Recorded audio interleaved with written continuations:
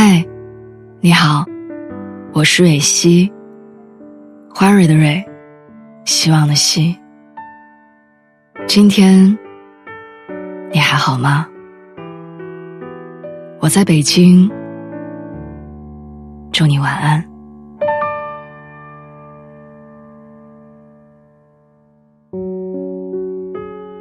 一个关系还不错的朋友，前些天跟我说，他想要辞职了。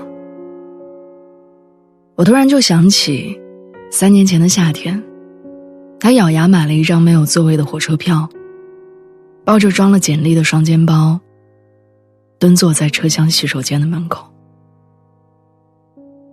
那一年，朋友刚满22岁，他一路南下去到广州，就是为了参加一个公司的招聘会。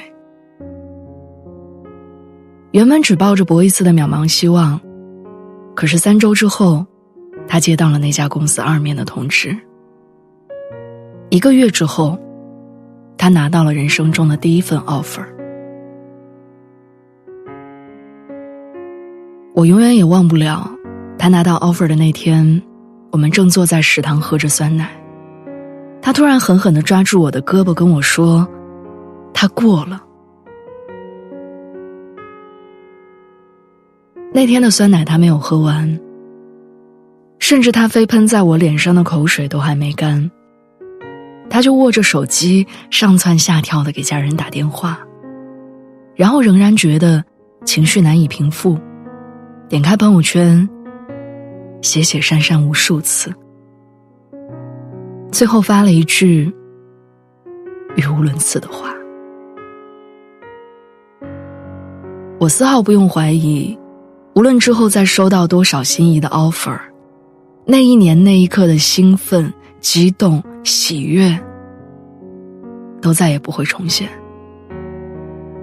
那将是他这一生中值得铭记的珍贵瞬间。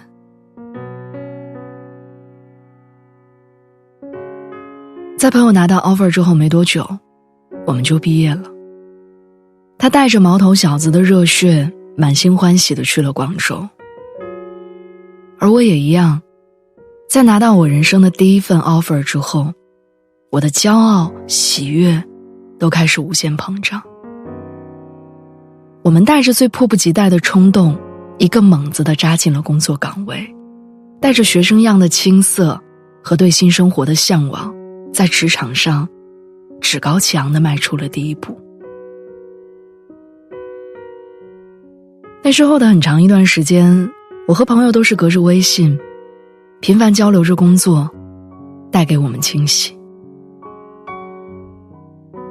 我们都一样，从那个课堂上常常躲在最后一排睡觉的懒小孩，摇身一变成了抱着资料谨慎请教的好员工。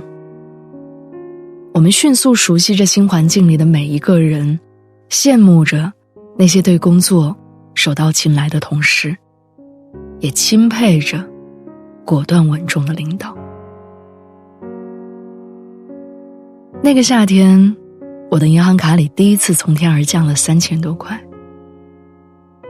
明明是1个月工作的酬劳，可我却像白捡了一个大便宜似的，傻乐了很久。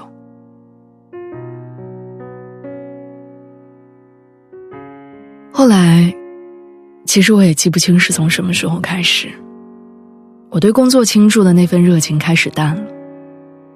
我记不清从什么时候开始，朋友不再会因为拿下一个项目而跟我激动的炫耀。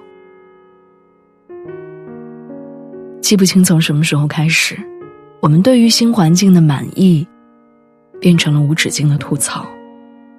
那些打了鸡血一般熬夜加班的日子，再也无法给我们带来目标完成之后的喜悦。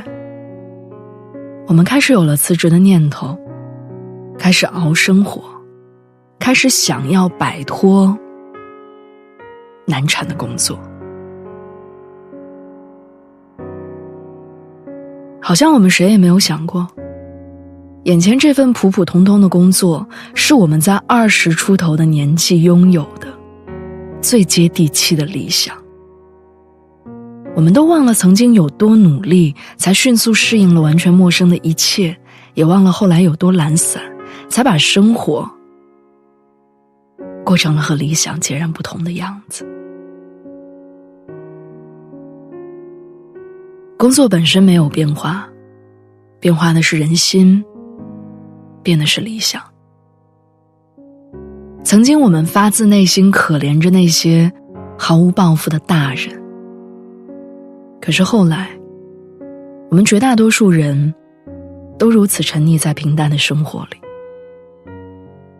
我们以为无所事事，清清闲闲才是幸福，所以我们扔掉了最初那个为了梦想全力以赴，为了成功脚踏实地，为了更好的生活甘愿付出更多的我们。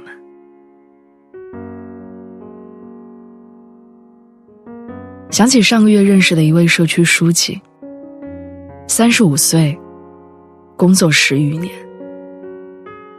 这个看起来瘦瘦小小的姐姐，在最基层的岗位里，承担着远在我意料之外的工作担子。10年里，她规劝过企图跳楼自杀的青年，在着火的楼层前，帮助消防员营救过居民，在天然气泄漏的危险时刻，冲进楼层，疏散过所有人。他就住在工作所在社区的一个小区里，无论多晚，只要有异常的声音，他的第一个反应总是爬起来，去楼下看看。我问他：“你累吗？”他说：“累，但我爱我的工作。这份工作让我觉得我有价值。”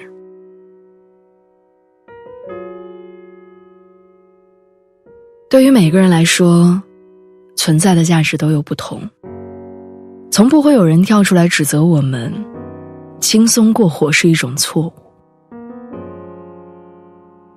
但只要你对梦想心存遗憾，只要你依然觉得现在的状态不是你想要的，只要你觉得松懈对你来说